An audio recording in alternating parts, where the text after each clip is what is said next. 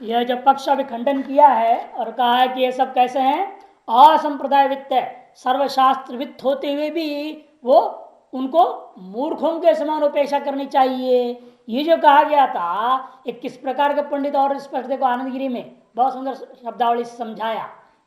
ये क्योंकि करना क्या चाह रहे हैं, उठपटांग काम वो बता रहे हैं। आत्मा को मानते संसारी, आत्मा संसारी, और परस्मादात्मन अन्य, और परब्रह्म परमात्मा से बिल्कुल अलग है ये। तस्य ऐसी संसारी जीवात्मा को वो क्या करना चाहते हैं, ध्यानाधीन ज्ञान ईश्वरोत्तम कर्तव्य, ज्ञानाधीन ध्यान, ध्यानाधीन ज्ञान के द्वारा उसको ईश्वर बना दिया जाएगा। जो ईश्वर है ही नहीं उसको ईश्वर कैसे बना दोगे, वैसे बना देंगे हम। ध्यानाधीन ज्ञान द्वारा जो ईश्वर से भिन्न आत्मा है इसको ईश्वर बना दिया जाएगा। इति एतद् ज्ञानम पांडित्यम, ऐसा जो ज्ञान है जिनके पास उस पांडित्य वाले को ये बात कही गई है, वो आत्मा है, अपना नाश तो कर ही लिया है, दूसरों को भी नाश कर देते जा रहा है। महामूढ़ है, भले बड़ा विद्वान अपने आप को बता रहा है, बड़े शास्त्र में डायलॉग मार लेता है, किंतु वह असंप्रदाय वित्त गुरु परंपरा से ढंग से समझा हुआ नहीं है, उसका तो उपेक्षा करनी चाहिए। क्योंकि उपनिषद क्या कहता है, अयम आत्मा ब्रह्म। अभी आपने देखा अयम आत्मा ब्रह्म, मांडव्य उपनिषद तीसरा मंत्र में कहा है अयम आत्मा ब्रह्म। और इतना ही नहीं, बृहदारण्यक में भी आया अयम आत्मा ब्रह्म शब्द, द्वितीय अध्याय 5वें ब्राह्मण 10वीं कंडिका में स्पष्ट कहा हुआ है, 2:5-10 में। उस ब्रह्मत्व श्रुति के साथ विरोध है, जीव ही ब्रह्म है ऐसे कहने वाले श्रुतियों के साथ ये विरोध होने से यह पाखंडी मत समझो।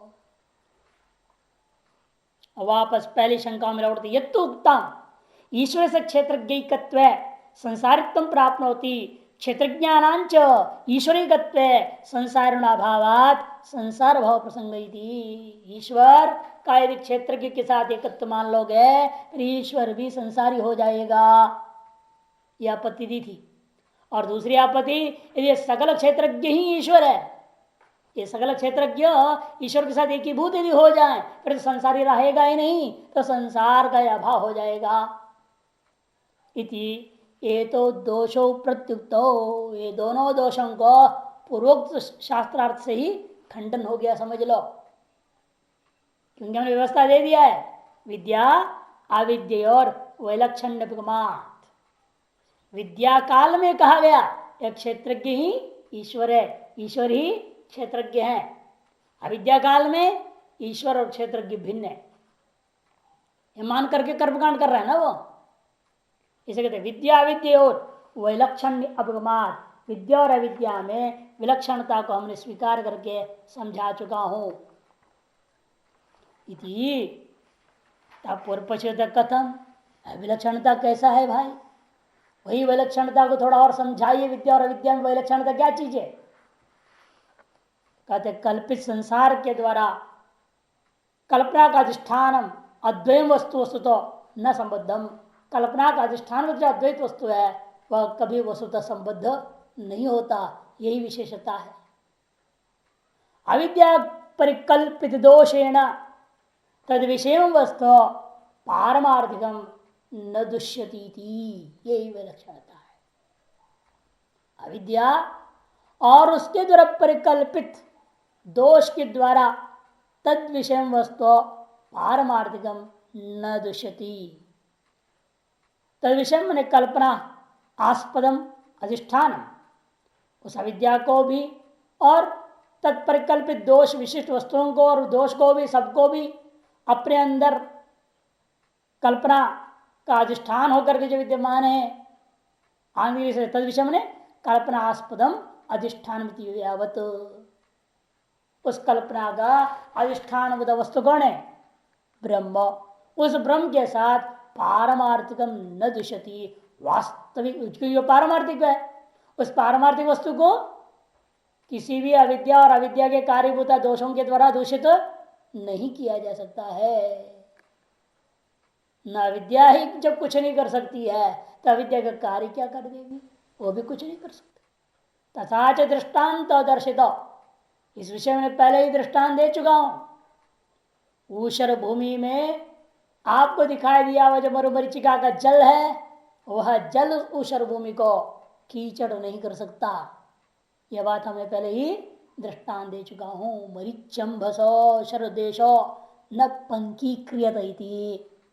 मरीचंभस, सूर्य की किरणों में जल की जो भ्रांति हो रखी है, वह भ्रांतिभूता जो जल है, वह जल उस ऊषर भूमि को कीचड़ नहीं कर सकता। यह दृष्टांत मैंने पहले ही दे चुका हूं। संसारण अभाव, संसार अभाव प्रसंग दोषोपि संसार संसारण अविद्या कल्पितत्वोपत्या प्रत्युक्ता। और जो कहता है जब संसार ही नहीं रह जाएगा तो संसार कहां से होगा? संसारियों के लिए संसार है ना, जब संसार ही नहीं है तो संसार कहां है? ये जो दोष भी तुम नहीं दे सकते कि संसार और संसार ये दोनों ही अविद्या से कल्पित है। संसार संसारिण अविद्या कल्पितत्वोपत्या, अविद्या से कल्पितत्व होने से युक्त युक्त सिद्ध होने से आपका संशय भी प्रत्युक्ता मैंने खंडित।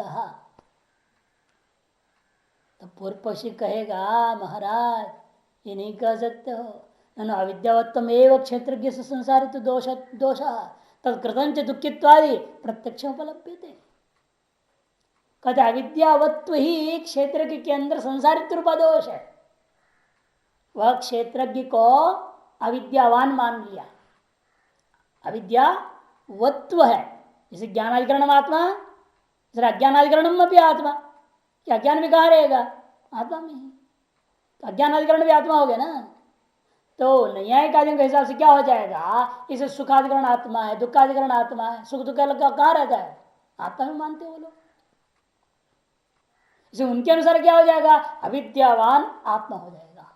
यही क्षेत्रज्ञ में सबसे बड़ा दोष है, यही संसारित्व क्षेत्रज्ञ में और कुछ नहीं है। और यह बात प्रत्यक्षतः सभी से सिद्ध हो रहा है, क्योंकि सभी लोग मानते हैं मैं दुखी हूं, मैं सुखी हूं इत्यादि। अविद्यावत्तमेव क्षेत्रज्ञ से संसारत्व दोष। और इस दोष के कारण से एक क्षेत्रज्ञ हमेशा क्या बोलता है? तत्कृतंच दुखित्वादि प्रत्यक्षम उपलब्धते। हर एक क्षेत्रज्ञ क्या बोल रहा है? मैं दुखी हूं या मैं सुखी हूं। कुछ बोलता है कि नहीं बोलता है? कौन बोल रहा है बात? क्षेत्रज्ञ बोल रहा है ना। अहम देवदत्तो दुखी, ये जो कह रहा है देवदत्त मैं दुखी हूं, वो देवदत्त कौन है? क्षेत्रज्ञ है। यह मानकर पूर्व पक्ष कह रहा है यदि चेत न ऐसा मत कहो। जेय से क्षेत्र से धर्मत्वात् ज्ञात क्षेत्रज्ञ से तत्र दोष अनुपत्य है। कहते वास्तव में ये जो दुखित्वादि है, सुखित्व दुखित्व वगैरह सुख दुख वगैरह भी ये ज्ञेयभूत क्षेत्र का धर्म है, मन का है, बुद्धि में है, अहंकार का है, हमारा नहीं। ये सब क्या है? मन बुद्धि अहंकार ज्ञेय। आप भी अनुभव कर लेते, लगता है उसका मन आज बहुत खराब है, मूड खराब है, इसलिए ठीक जवाब नहीं दे रहा है ना। आप अगले के मन की स्थिति को देख रहे हैं, वो खुद भी देखता है मेरा मन खराब है, बोल भी देते हैं आज मेरा मूड ठीक नहीं है, बोलते कि नहीं बोलते? मेरी बुद्धि खराब है, सोच समझ में नहीं आ रही मुझे क्या करना है, किंकर मूड हो रहा हूं, तो बुद्धि भी तुम्हारा ज्ञेय हुआ। इसलिए आपका ज्ञेय मन है, आपका ज्ञेय बुद्धि है, और आपके अहंकार तो आप अच्छी तरह से जानते हैं, नहीं जानते? हर व्यक्ति अपने अपने अहंकार के चक्कर में तो सारे लड़ाई झगड़े चौपट कर ले रहा है। फिर किस बात की लड़ाई होगी? ये अहंकार आपका अंदर ना हो तो कोई लड़ाई नहीं। किसी भी प्रकार की बात होती है तो अहंकार की वजह से ही होता है। मानेगा नहीं अपनी बात को, अपनी गलती को मानेगा कैसे? अहंकारी व्यक्ति कभी अपनी गलती को मान नहीं सकता, चाहे जितना आप बताओ समझाओ हर तरह से कोशिश कर लो, वो नहीं मानेगा। और उसको उसका अपना अहंकार नहीं दिखता, बड़े विचित्रता ही है। दूसरे को लेकिन साफ दिख रहा है ये व्यक्ति के अंदर इतनी अहंकार है, इसलिए नहीं मान रहा है। लेकिन वास्तव में खुद को भी अपना अहंकार मालूम रहता है, यानी कि नहीं मालूम रहता, तभी तो उसको ठेस पहुंच रहा है ना। नहीं तो यदि उसको अपना अहंकार पता ही नहीं तो अहंकार को ठेस पहुंचा मालूम कैसे हुआ उसको? मेरे अहंकार को धक्का लग गया, मेरे स्वाभिमान को धक्का लग गया, मैंने उसका अपना स्वाभिमान भी दिख रहा है, उसको जो धक्का लगी है वो भी दिख रहा है, अपना अहंकार दिखाई दे रहा है, सुर लगा हुआ चोट भी अनुभव में आ रहा है। जैसे मन बुद्धि अहंकार भी जब यही है, अन्य इंद्रियों के तो बारे में कहना ही है। और एक कहाँ है मैं सुखी हूं मैं दुखी हूं, ये सब इस ज्ञेय का ही धर्म है। इत्य सर्व मन एव वृदान का साहब कहता है, ये सब मन का खेल है, मन अंतःकरण का मामला है। वही करे ज्ञेय क्षेत्र से धर्मत्वा, ज्ञेयभूता क्षेत्र का धर्म है ये सारी चीजें। ज्ञाता जो क्षेत्रज्ञ है, अतएव ज्ञात क्षेत्रज्ञ तत्कृत दोष अनुपत्ति है। क्षेत्र में विद्यमान दोषों का संबंध तो बिल्कुल नहीं हो सकता ज्ञाता जो क्षेत्रज्ञ के साथ। यावत किंचित क्षेत्र से दोष जातम अविद्यमानम आसंचेती तस्य ज्ञेत्वोपत्ति है क्षेत्र धर्मत्म एवं न क्षेत्रज्ञ धर्मत्म। जो कुछ भी यावत किंचित, जो कुछ भी आप क्षेत्रज्ञ का दोष समूह अविद्यमान होता हुआ भी आसंचित आप जो है संबंधित होता हुआ दिखाई दे रहा है, वह सारा का सारा तस्य ज्ञेत्वोपत्ति है, वह सब ज्ञेय कोटि में ही आता है। कि जो कुछ भी आप कहते हो ना क्षेत्रज्ञ में दोष है, मैं आपसे पूछता हूं कि बाबा क्षेत्रज्ञ के ज्ञेय है कि अज्ञेय है, बताओ पहले। आप क्षेत्रज्ञ के द्वारा ज्ञेय है या अज्ञेय है? यदि आप ज्ञेय है वो, फिर वो भी ज्ञेय कोटि में चला गया ना, तो आपके स्वरूप कोटि में तो है नहीं, ज्ञात कोटि में कहां से आया वो? जो आपके अपने स्वरूप कोटि में है वो आपके ज्ञेय नहीं होगा। आप अपने से ज्ञेय हो जाएंगे क्या? मैं अपने को जान लूंगा, ऐसे कैसे जानोगे? स्वयं में कर्तृकर्म विरोध हो जाएगा। मैं ही करता हूं ज्ञान का और मैं ही ज्ञान का कर्म भी हूं, दोनों कैसे होगा? कर्तृकर्म विरोधा बार बार दोष देते कि नहीं देते? इसे स्वयं के द्वारा स्वयं ज्ञेय तो हो नहीं सकता, स्वयं के द्वारा स्वयं से भिन्न ही ज्ञेय होता है। इसे जो कुछ भी दोष या गुण आपको अनुभव में आ रहा है अपने क्षेत्र के अंदर कहते हो, तो निश्चित रूप से ज्ञेय कोटि में चला जाएगा, ज्ञाता का अंदर नहीं है। यावत किंचित दोष जातम अविद्यमान क्षेत्रज्ञ से आसंचेती, जो कुछ भी दोष समूह अविद्यमान को भी आप यदि क्षेत्र के अंदर संबद्ध करके अनुभव कर रहे हो, निश्चित रूपेण तस्य ज्ञेत्वोपत्ति है। वो जो दोष समूह है या गुण समूह है वह ज्ञेय कोटि में ही है मानना पड़ेगा, क्योंकि क्षेत्रज्ञ ने उसको सुख दुख आदि गुण दोषों को जान लिया। जिसको मैं जान रहा हूं वो क्या है मेरे लिए? ज्ञेय है ना, ज्ञाता तो नहीं है। मैं तो ज्ञाता हूं, और जो कुछ मेरे से जाना जाए वो सब क्या होगा मेरे लिए? ज्ञेय ही होगा। और मैं अपने अंदर मेरा आरोपित कर ले रहा हूं, मेरे अंदर सुख है, मैं सुखी हूं, मेरे अंदर दुख है इसे मैं दुखी हूं। भले हम ऐसा कहते हैं, यह जो कह रहे हो अज्ञान वशात कहते हो, वास्तव में आप अपना सुख को अनुभव कर रहे हो, दुख को अनुभव कर रहे हो, मैंने वो आपका स्वरूप नहीं है, आपके ज्ञेय है। अतः सुख दुख सब कुछ ज्ञेय कोटि के अंदर होने से ज्ञेय का धर्म है, क्षेत्र का धर्म है, ज्ञाता क्षेत्रज्ञ का धर्म वो नहीं हो सकता।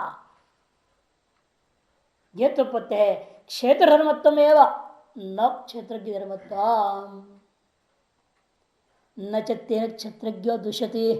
अतएव क्षेत्र का धर्म को लेकर के क्षेत्रज्ञ में कभी कोई दोष नहीं होता। ये विद्वान लोग समझाने के समझाते थे, जैसे पति पत्नी है, पत्नी क्षेत्र है, उस क्षेत्र का पति क्षेत्रज्ञ है। पति क्या है? क्षेत्रज्ञ है, पत्नी है क्षेत्र। और पत्नी में कोई दोष हो जाए, बुखार आ जाए, तो उससे क्या पति को बुखार आ जाएगा क्या? अब पत्नी गर्भिणी होगी तो पति गर्भिणी हो जाएगा क्या? अरे जो कुछ भी खेती में गुण दोष हो रहा है उससे कभी क्षेत्रज्ञ पति का कोई संबंध नहीं होता। अब बहुत ज्यादा क्षेत्र गड़बड़ा जाए वो यही सोचे हे भगवान जल्दी मर जाए तो अच्छा है या नहीं। बहुत परेशान है, बहुत बीमार हो रखी है, एक खत्म ही हो जाए तो अच्छी बात है। और यदि उसका धर्म उसमें लागू होता, संबद्ध होता, ऐसे कह सकता है वो मैं मर जाऊं बोलेगा क्या। इसे जान के दृष्टांत देते हैं क्षेत्र का कोई भी धर्म वास्तव में किसी भी प्रकार से भी क्षेत्र के संबद्ध नहीं होता। बाहर व्यवहार के लिए प्रेम वगैरह में कह देता है अरे तू बीमार हो जाए तो मेरा काम कैसे चलेगा, ऐसा झूठी बात है। सच्चाई में तो मर भी जाएगी तो तेरा काम चलते रहता है, कहाँ फर्क पड़ना है? अरे ये तो दिखावटी है अपने मतलब से।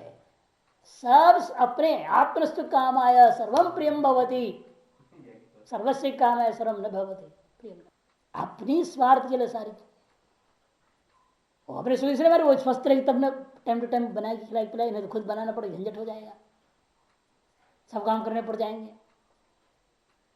वो भी सोचती है ये कमा कमा के लाते रहे तब तो काम चलेगी मेरी घर गृहस्थी, ऐसे वो भी चाहती ये बढ़िया ठीक ठाक रहे, अपना दौड़ते रहे कमा कमा के लाते रहे।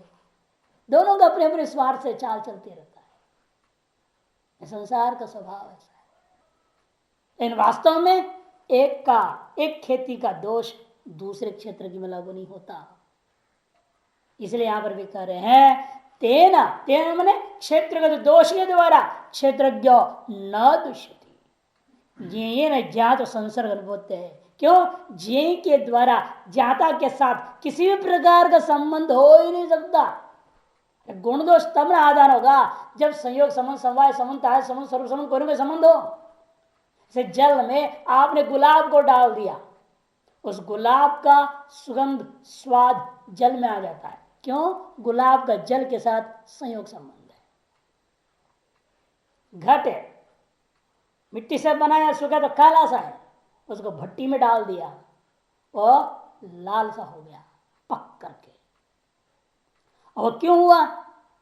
क्योंकि घट में उस श्याम रंग या रक्त रंग का समवाय संबंध मानते हैं, नहीं आएगा लोग अनिरोधता का तो मानते हैं, संबंध है ना।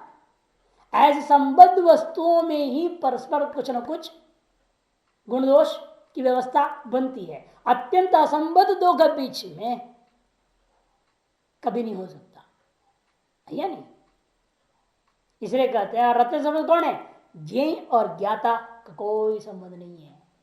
ज्ञेय मिथ्या कल्पित है, ज्ञाता सत्य है, आत्मा है, ब्रह्म है। इसे कहते हैं ज्ञेय ज्ञात संसर्ग अनुपपत्ति है। यदि संसर्ग सैत् ज्ञेयत्वम एव अनुपपद्येत, यदि मान लोगे संसर्ग है फिर तो वह ज्ञेय ही नहीं है, वो तो आत्मस्वरूप कोटि में आ जाएगा। यदि आप कहते हो कोई ज्ञेय है और उसका ज्ञाता के साथ संबंध हो गया तो सचमुच में कहना पड़ेगा वो ज्ञेय ही नहीं है जिसका ज्ञाता के साथ संबंध हो जाए, क्योंकि वो ज्ञाता कोटि में आ गया। ज्ञात्री कोटि में जो हो गया तो ज्ञाता हो गया ना, वो ज्ञेय कहां रह जाएगा? तो ज्ञात्री संबद्ध वस्तु है वो ज्ञात्री स्वरूप में आ गया। जैसे वन्नी की उष्णता है वो वन्नी का स्वरूप में आ गया ना, वन्नी का प्रकाश भी वन्नी का स्वरूप में आ गया और उस वन्नी के तरफ ज्ञेय नहीं रह जाएगा, फिर वो प्रकाशक है। उस ज्ञेय कौन होगा? उससे भिन्न घटादि होंगे जो उससे असंबद्ध होगा। से जो जिसके स्वरूप में है वह उसका ज्ञेय नहीं हो सकता। हमेशा जो जिससे संबद्ध है, जो जिसका स्वरूप है, उससे जो भिन्न होगा वही उसके द्वारा ज्ञेय होता है। यह लोक व्यवहार में स्पष्ट दिखाई दे रहा है। वही नियम लागू करो अभी ज्ञाता में भी। यदि ज्ञाता का अपना स्वरूप धर्म मानते सच्चित और आनंद, फिर ज्ञाता रूप आत्मा का बोध ज्ञेय नहीं है। सच्चित और आनंद आत्मा के द्वारा सत्य या चित्त या आनंद ज्ञेय नहीं है। क्यों? क्योंकि आत्मा का स्वरूप कोटि में, आत्मा का धर्म यदि मान लिया आपने फिर वो ज्ञेय कोटि में नहीं आ सकता। और जो ज्ञेय कोटि में है वो आत्मा से अत्यंत असंबद्ध होगा। ये संसार जो हमारा ज्ञेय हो जाता है। इसलिए यदि आप किसी चीज को भले आप कहा तो ज्ञेय है, किंतु यदि आप कहते हो यह चीज आत्मा से संबद्ध है, आत्मा के स्वरूप कोटि में है, या आत्मा का धर्म है, फिर तो वास्तव में वो ज्ञेय ही नहीं है। कोई कह रहे हैं यदि ही संसर्ग स्यात्, यदि मान लिया जाए जिसको तुम ज्ञेय करो उसका संसर्ग हो गया आत्मा के साथ, फिर वो क्या हो जाएगा?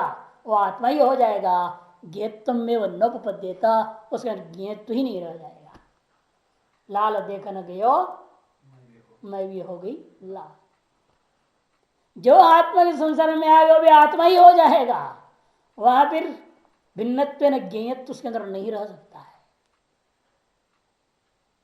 फिर वो ज्ञेय नहीं रह जाएगा, पृथक नहीं रह जाएगा, उससे अभिन्न रूपता को प्राप्त कर जाएगा। वह भी ज्ञाता ही हो जाएगा, ज्ञेय नहीं रह जाएगा।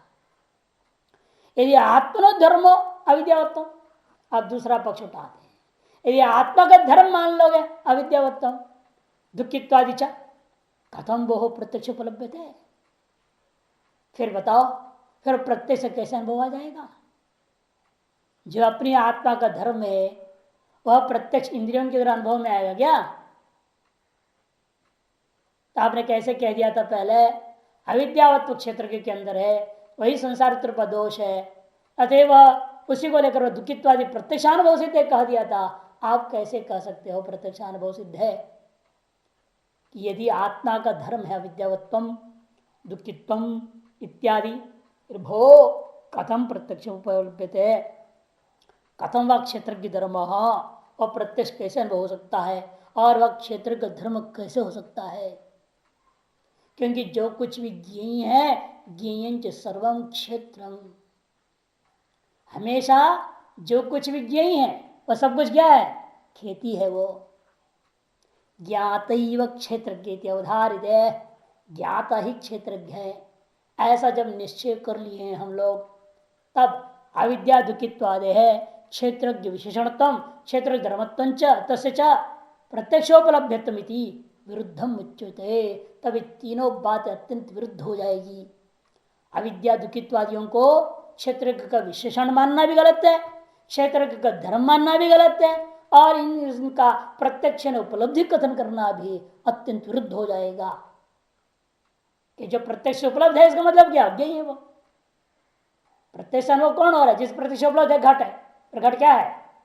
क्या क्षेत्र? क्या है? क्षेत्र का धर्म हो जाएगा या क्षेत्र का विशेषण हो जाएगा घट? कभी नहीं हो सकता।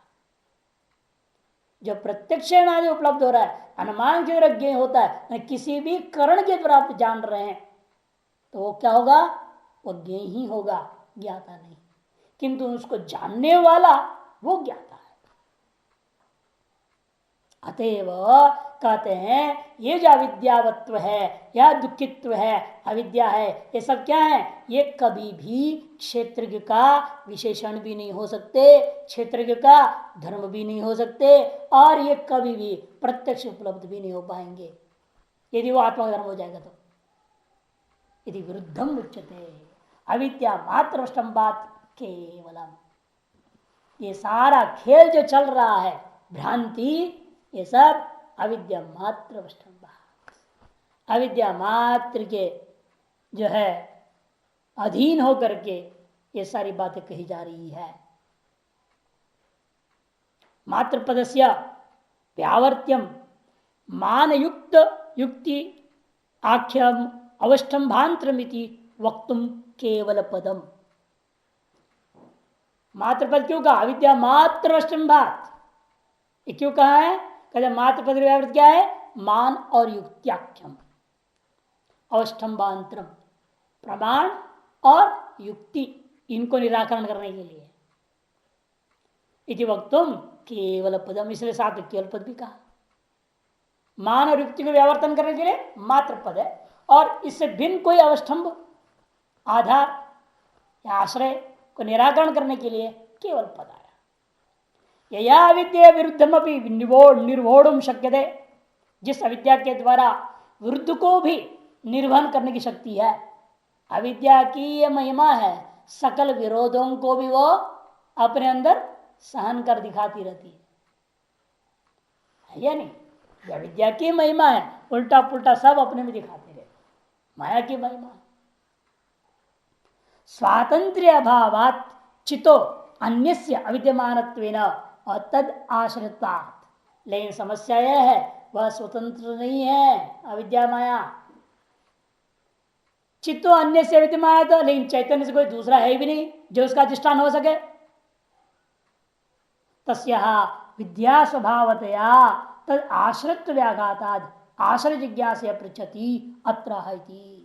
और तस्या विद्या स्वभावतया, और उसका भी स्वभाव वास्तव विद्या स्वभाव ही है, अतः उसे आश्रय का व्याघात हो रहा है। अविद्या होते हुए विद्या आश्रय कैसी हो सकती है ना? अंधकार का अधिष्ठान प्रकाश कैसे हो जाएगा?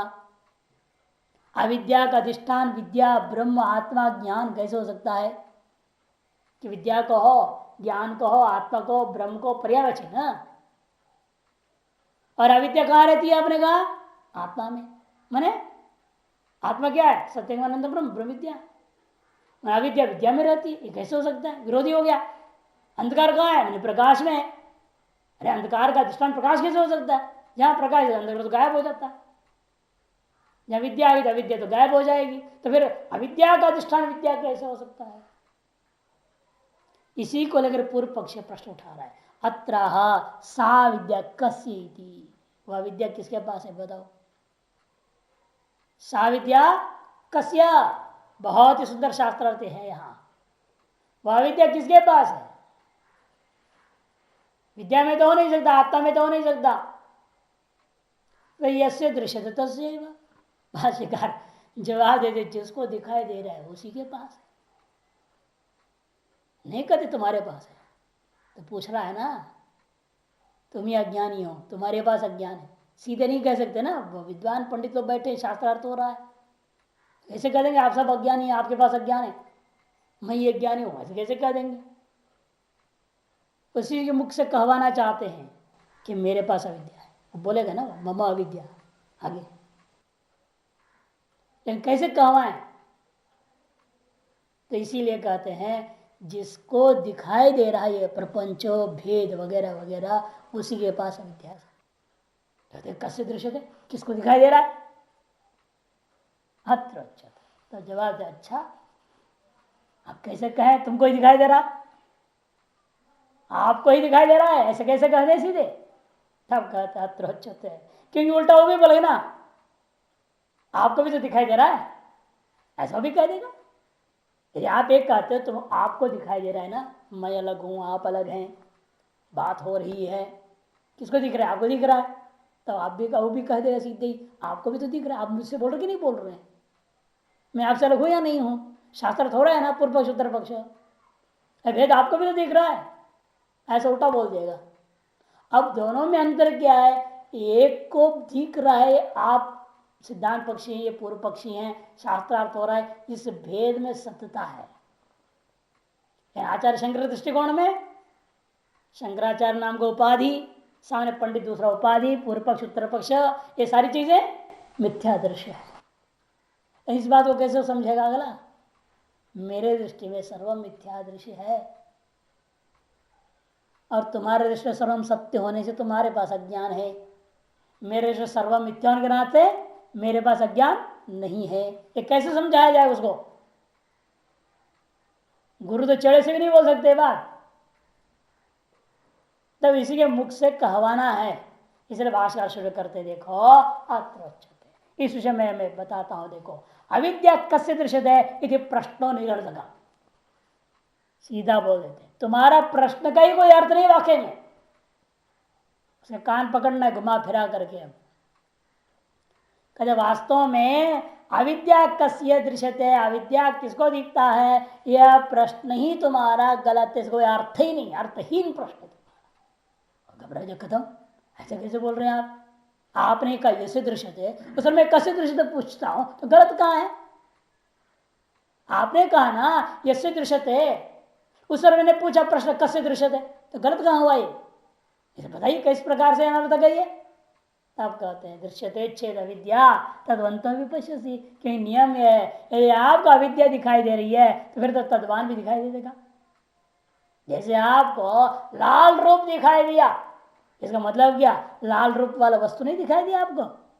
बिना वस्तु का केवल रूप दिखेगा क्या? किसी भी वस्तु का गुण या धर्म अनुभव हो रहा है तो मतलब उस गुण धर्म वाला धर्मी जो गुणी है वह भी अनुभव निश्चित होता है।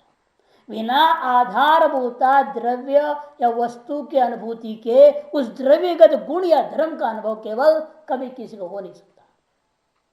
इसे यदि आप कह रहे हो अविद्या कसे दृश्य पूछ रहे हो, यदि आपको किसी को यदि तीसरे दृश्य चेद अविद्या, यदि अविद्या दिखाई देने वाली चीज और दिखाई दे रही है तो निश्चित रूपेण तद्वंतुम पश्यसि, निश्चित रूप तुम तद्वान को भी देख रहे हो।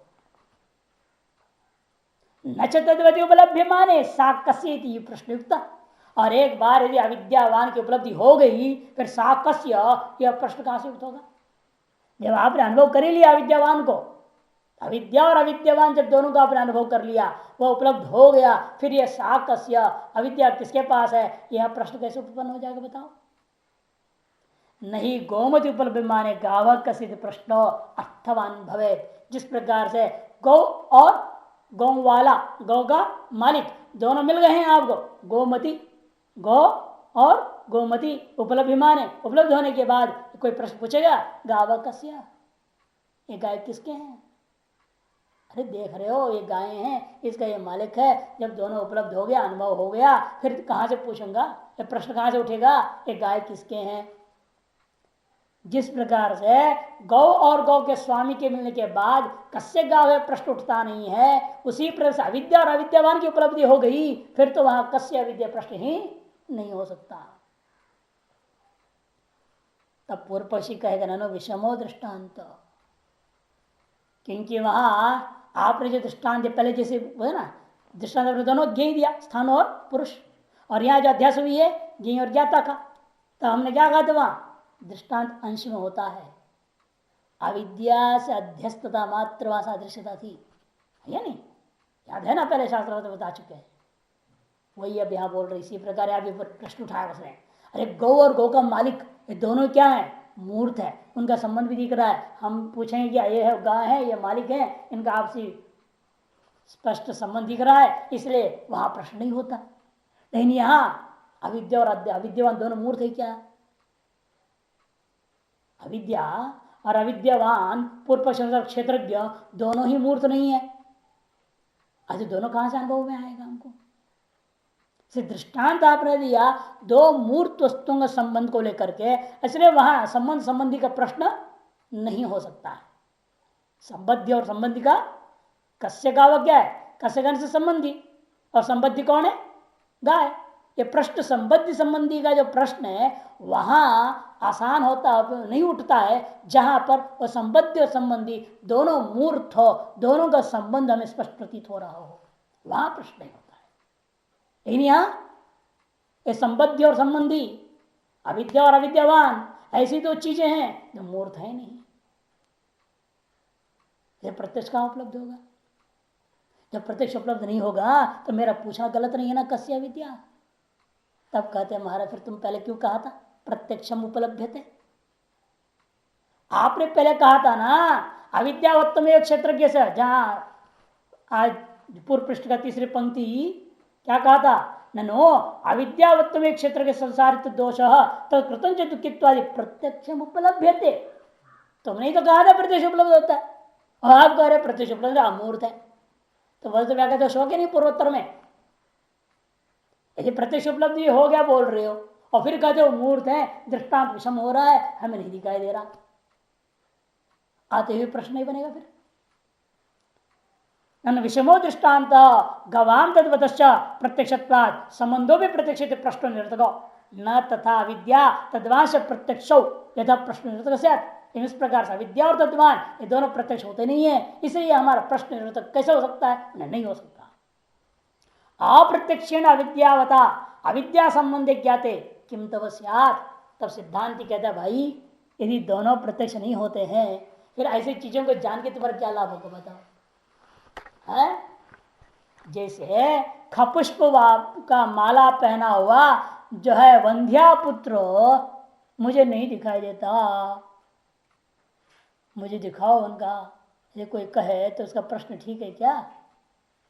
तो खपुष्प भी है ही नहीं, वंद्यापुत्र भी है नहीं, तो खपुष्प से बनी हुई माला पहना वंद्यापुत्र को मुझे दिखाओ, ऐसे कैसे कहोगे तुम? इधर तुम स्वयं कह रहे हो अविद्या जो है खपुष्प के समान अप्रत्यक्ष है, अविद्यावान भी वंद्यापुत्र के समान अप्रत्यक्ष है। फिर उनका संबंध हो, उनको देखने के प्रयास करके या जान करके कस्य कथम संबद्ध संबंधी भाव संबंध सब ग्रहण करके क्या लाभ होगा तुमको बताओ? जो प्रत्यक्ष ही नहीं होते कभी, उनको जान के क्या लाभ है?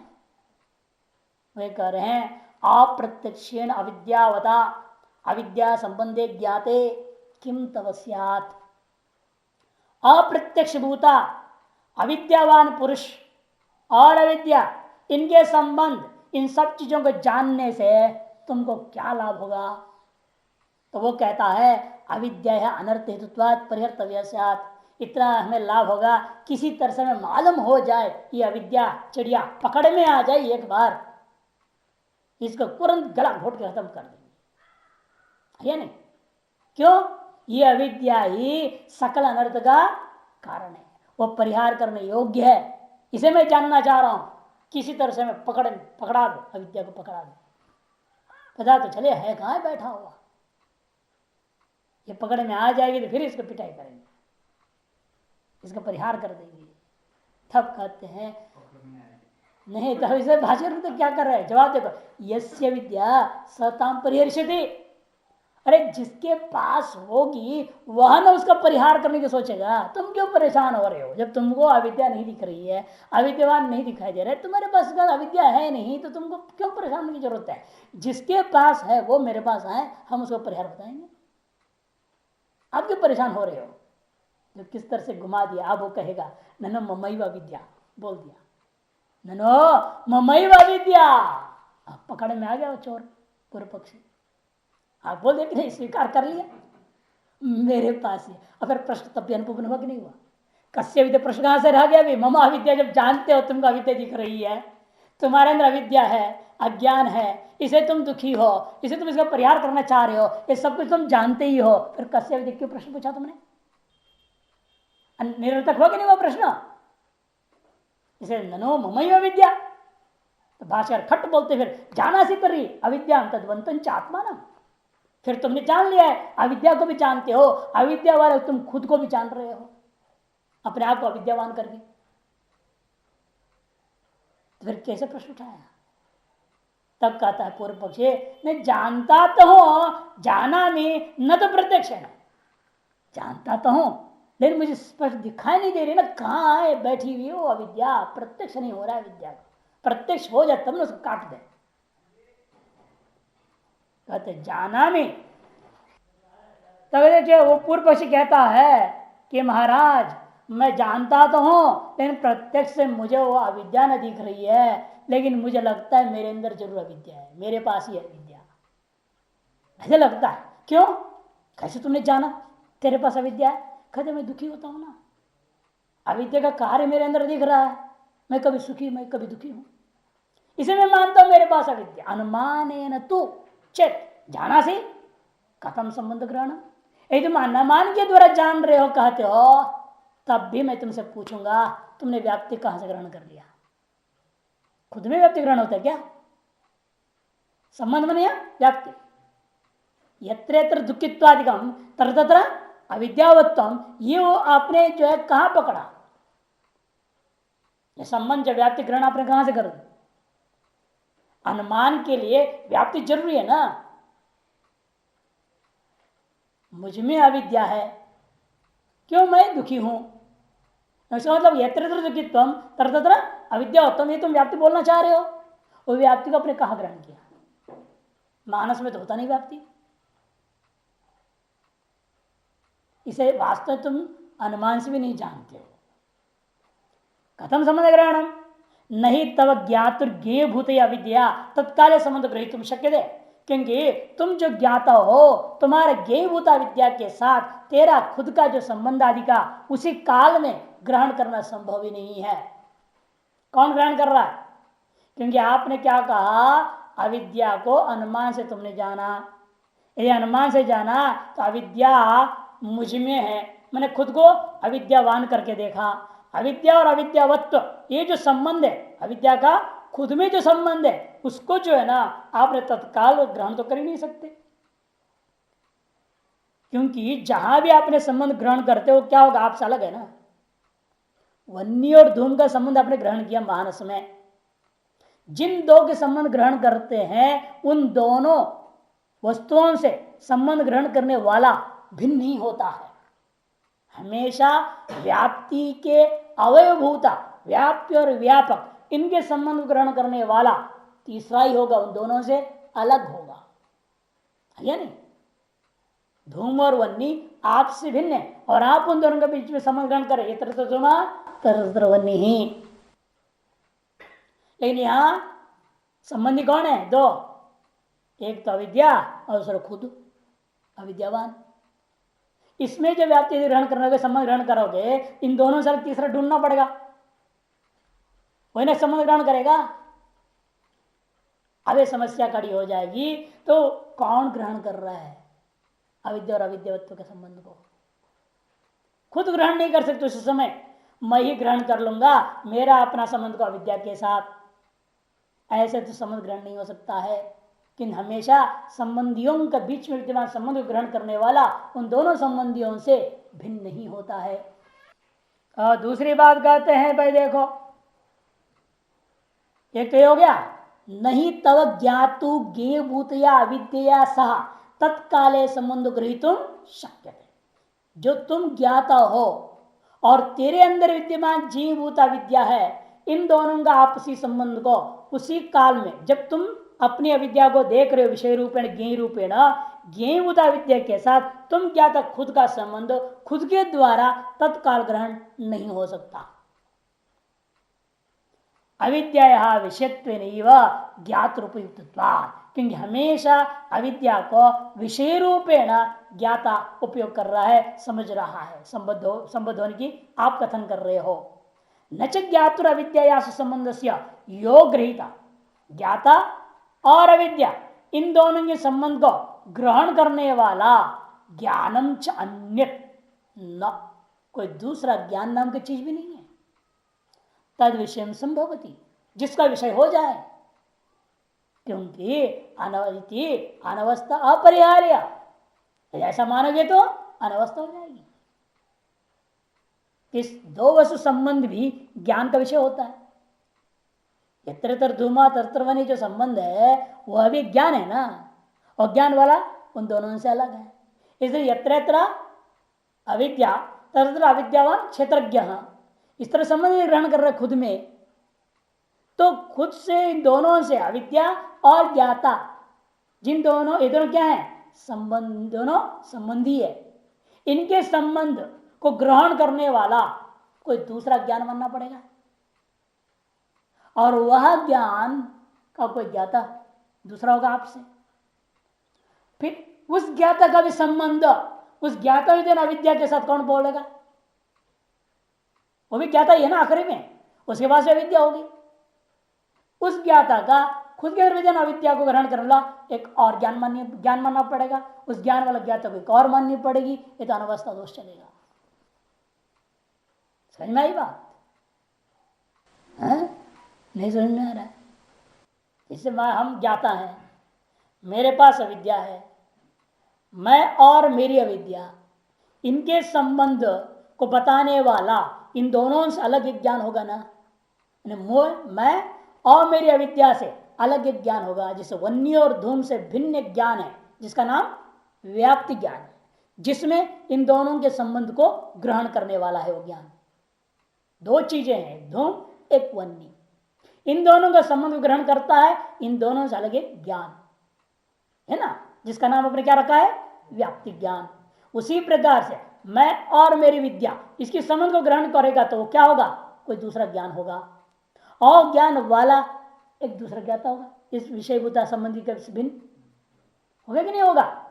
अब उस ज्ञाता के बारे में मैं पूछूंगा जो मुझ ज्ञाता और मेरी अविद्या का संबंध को ग्रहण करने मतलब आप ज्ञाता हैं, ठीक। आप ज्ञाता में भी अविद्या है या नहीं है, तो उसके संबंध कौन ग्रहण करेगा? एक उसका ज्ञान समझो, और उस ज्ञान वाला वो जो ज्ञाता है उसमें भी अविद्या है या नहीं, वहां भी है। उस अविद्या का उस ज्ञाता के संबंध कौन ग्रहण करेगा? एक और ज्ञान होगा, उसकी कोई ज्ञाता माननी पड़ेगी, अनावश्यक दोष की नहीं हुई। इसीलिए ये तुम नहीं कह सकते ज्ञाता और ज्ञेय का, अविद्या का परस्पर संबंध को कोई दूसरा ज्ञान पकड़ेगा, ग्रहण करेगा, फिर अनावस्था दोष हो जाएगा। और ज्ञाता खुद ग्रहण नहीं कर पाता, खुद संबंधी है ना, एक खुद जब एक संबंधी बना हुआ है दो के बीच में से, दो संबंधी होते हैं हमेशा जिसके बीच में एक संबंध होता है, एक है ज्ञाता, दूसरा है अविद्या। जब खुद एक संबंधी है, खुद के दो संबंधियों के बीच संबंध को खुद कहां से ग्रहण कर लेगा? खुद ग्रहण नहीं कर सकता, और दूसरा ग्रहण करेगा हो गया अनावस्था दोष हो जाएगा, वो बेतस्पासा जो फंस गया। इसीलिए भी यह प्रश्न निरर्थक है। यदि ज्ञाता भी ज्ञेय संबंधो जाए तो, यदि ज्ञाता खुद का संबंध ज्ञेय के साथ स्वयं जान लेगा तो अन्यो ज्ञाता कल्प्य तस्यापि अन्य अनवस्था अपरिहार्य, क्योंकि ज्ञाता खुद अपने ज्ञेय के भूत अविद्या के संबंध ग्रहण नहीं कर सकता। इसलिए आपको कहना पड़ेगा, यदि आप मानते हो ज्ञाता भी ज्ञेय संबंधो जायत, ज्ञाता भी ज्ञेय संबंध को जानता है, अन्यो ज्ञाता कल्प्य, उसके लिए अन्य ज्ञाता कल्पना करनी पड़ेगी। तस्यापि अन्य, उसका भी एक और, उसका भी एक और, इति अनवस्था अपरिहार्य स्यात्, अनवस्था तो अपरिहार्य हो जाएगा। यदि पुनरविद्या ज्ञेयान्यत्वा ज्ञेयम ज्ञेयम एव, यद्यपि एक और बात करें, अविद्या तो सदा ज्ञेय कोटि में ही रहेगी, कभी वो ज्ञाता का धर्म या विशेषण या स्वरूप कोटि में नहीं हो सकती। यदि पुनः अविद्या ज्ञेयन्यत्वा ज्ञेयम ज्ञेयम एव तथा ज्ञाता भी ज्ञाता एव न ज्ञेयम भवति,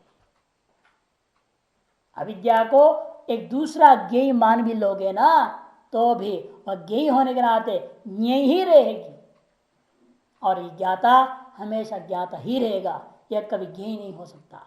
अर्थात ज्ञेय कभी ज्ञाता नहीं हो सकता, ज्ञाता कभी ज्ञेय नहीं हो सकता, भले उसके संबंध जबरदस्ती जोड़ना चाहो।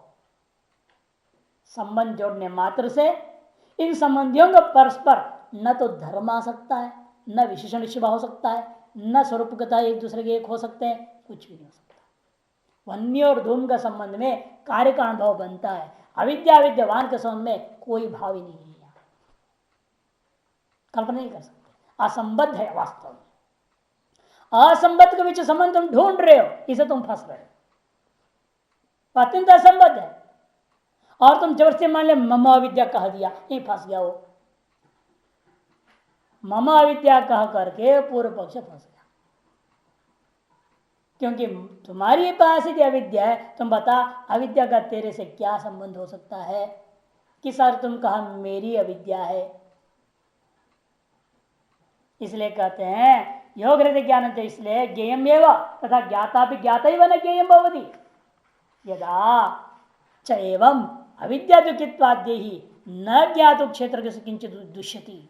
जब ऐसा है तब यह यदा है ना, इसे तदा का अध्यार नीचे से आंगिकर है, अंतिम पंक्ति में देखो, यदा चैवम तदा इति अध्याहार्यम, यदा चैवम कह दिया तब तदा भी समझना। जब यह निर्णय हो गया अविद्या दुखित्वाद्य ही न ज्ञातु क्षेत्र के किंचित दुष्यति, यह पृथक होने के नाते, अत्यंत असंबद्ध होने के नाते यह निष्कर्ष निकल गया कि अविद्या है चाहे दुखित्व है इत्यादि जो चीजें हैं, ये ज्ञाता रूप क्षेत्र के का किसी प्रकार लेश मात्र भी दोष से दूषित नहीं कर सकते।